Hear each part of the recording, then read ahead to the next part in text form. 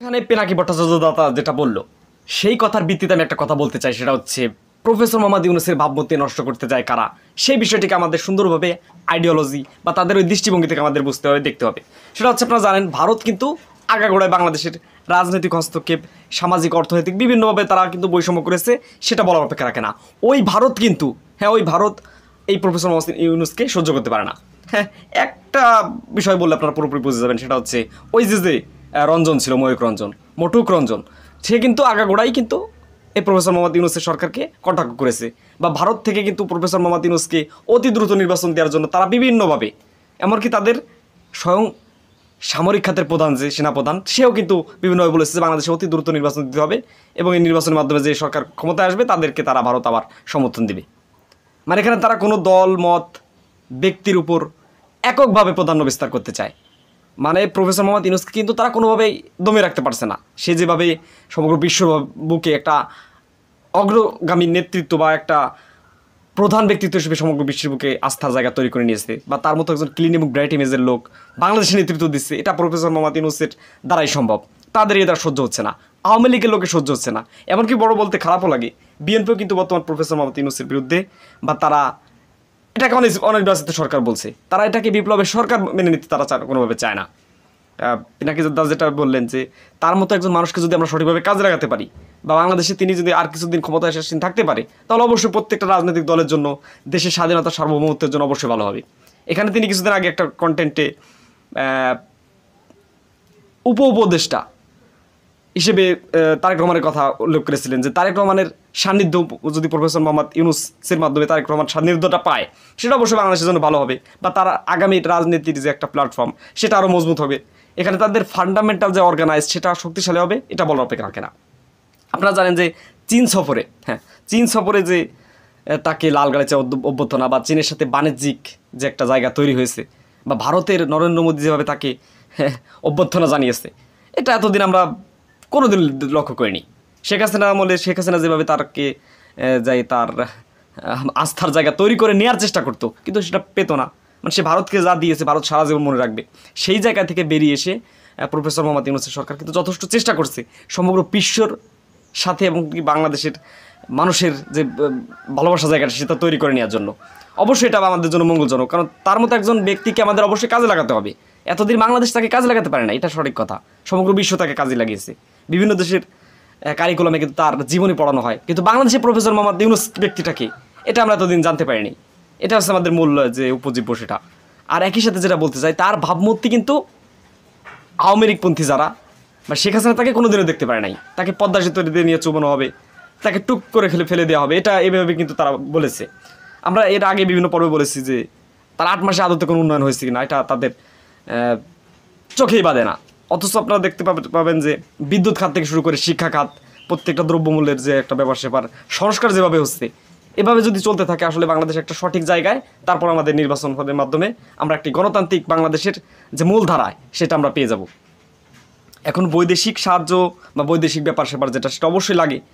সেটা আমাদের পার্শ্ববর্তী দেশ এতদিন যেভাবে আমাদেরকে দেখেছে, প্রথমে বললাম, বা আমেরিকার সাথে বাংলাদেশের যে একটা সুসম্পর্ক এতদিন ছিল, বা চীনের সাথে যে সম্পর্ক তারা তৈরি করেছে, সেটা আমাদের জন্য একটা বড় আস্থা জায়গা।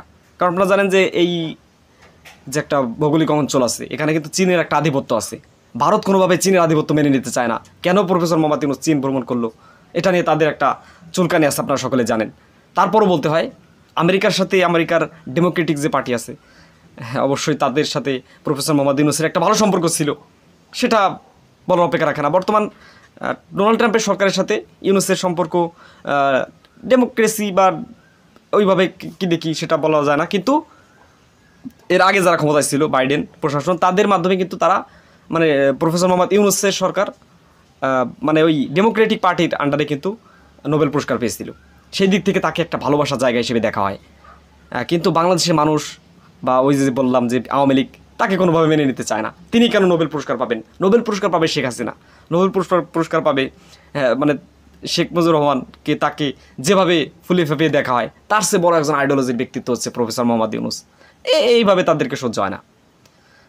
যাই হোক, এখন কথা হচ্ছে সংস্কার যেভাবে হচ্ছে আরও কাজগুলো হোক।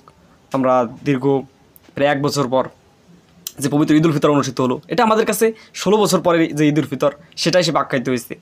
এরকম একটা ঈদ বা এরকম একটা আয়োজন বা এরকম একটা ধর্মীয় স্বাধীনতা এতদিন আওয়ামী লীগ দেখাতে পারে নাই।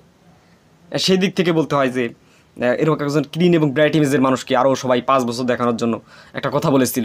এটা নিয়ে নানা মত নানা পথ তৈরি হয়েছে। ওই যে বললাম যে উপদেষ্টা বা তারেক রহমান যদি প্রফেসর মোহাম্মদ ইউনূসের সান্নিধ্যে রাজনীতি করার সুযোগ পায় বা সে কিছুদিন তার আস্থা এবং তার যে নৈতিক দিকসমূহ সেটার মাধ্যমে তার বিশ্বের তার একটা অন্যতম ভাবমূর্তি তৈরি হবে তারেক রহমানের। কারণ তারেক রহমানকে প্রত্যেকটা সময় কিন্তু আওয়ামী লীগের লোকেরা বা শেখ হাসিনা তাদের পরিবারকে পুরোপুরি দাবিয়ে রাখার চেষ্টা করেছে। সমগ্র বিশ্বের বুকে তাদেরকে মাথা উঁচু করে দাঁড়াতে দেয় নাই, এটা আপনারা সকলে জানেন। সেই দিক থেকে বেরিয়ে এসে বর্তমান প্রফেসর মোহাম্মদ ইউনূসের সরকারের মাধ্যমে যাতে তারেক রহমানের একটা সঠিক ভাবমূর্তি তৈরি হয় বা বিএনপি নির্বাচনে যাতে একটা পাগল হয়ে গেলে তাহলে তো হবে না। এইরকম একজন ব্যক্তিকে কাজে লাগানোর সময় খুবই স্বল্প। তারেক রহমান দেশে যথেষ্ট নেতৃত্ব দিতে পারবে, বিএনপি দেশে শক্ত অবস্থান তৈরি করতে পারবে, সেটা আমরা অবশ্যই জানি। কিন্তু বিএনপি যে ভাবমূর্তি নষ্ট হয়েছে সেটা আজকে আমাদের আলোচনার বিষয় নয়।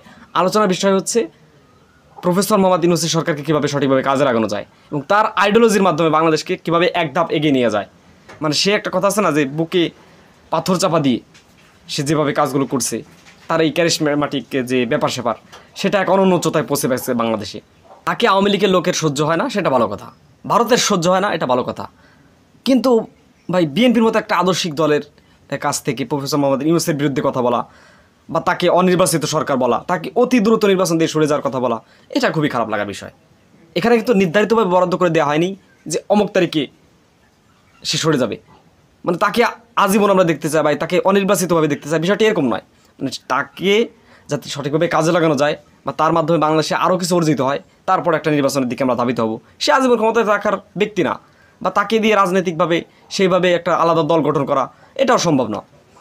সেই দিক থেকে বলতে হয় বাংলাদেশের যে আপামর জনসাধারণ আছেন তার প্রতি যে একটা ভালোবাসার যে জায়গা ফুটে উঠেছে সেটা অবশ্যই আমাদের শ্রদ্ধার নজরে দেখতে হবে। আপনারা জানেন যে ওই যে আগে বললাম যে একমাত্র যারা আওয়ামী লীগকে পছন্দ করে বা যারা ভারতকে পছন্দ করে তারা কিন্তু প্রফেসর মোহাম্মদ ইউনূসকে দেখতে পারে না। সে সুদখোর, সে ব্যক্তি হিসেবে ভালো না, সে দেশ সঠিকভাবে চালাতে পারছে না, বিভিন্ন জায়গায় অনিয়ম দুর্নীতি হচ্ছে, ন্যূনতম একটা অপরাধ হলে কিন্তু সরকারের উপর দায় চাপানোর চেষ্টা করছে। অথচ এই 8 মাসে আমরা যতটা লক্ষ্য করেছি যেভাবে কাজগুলো হচ্ছে বা যেভাবে সামনে বাংলাদেশ আরও এগিয়ে যাবে সেটা আমাদের জন্য একটা আইডল। আপনারা জানেন যে প্রত্যেকটা দেশের সাথে বাণিজ্যিক সম্পর্কের পাশাপাশি বাংলাদেশ কিন্তু বর্তমানে শক্তিধর দেশ হিসেবে 47তম দেশ হিসেবে